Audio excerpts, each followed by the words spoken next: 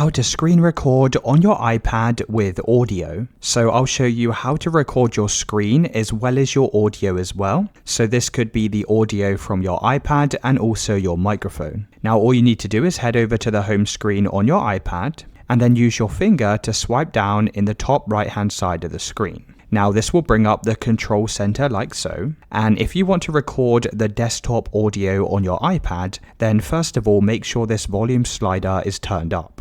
You then need to use your finger to hold down somewhere on the blank space. It's going to pop up with this window here and you can select add a control. Now use the search box to type in the word record and then go and click on screen recording. Now once you have the screen recording icon show up like this, you can then tap somewhere in the blank space to come off of this window. And to begin the screen recording, you need to hold down on the screen recording icon. Choose whether you want to record your microphone as well, so I'm going to make sure this is turned on. And then once your microphone's turned on, you can press the start recording button. You can then tap off of this window and anything you now do on your iPad will be recorded. To stop the recording, you can just click on the record symbol in the top right hand side and then go and press stop. Now once this recording is finished, it's going to save that video clip over to the photo gallery on your iPad.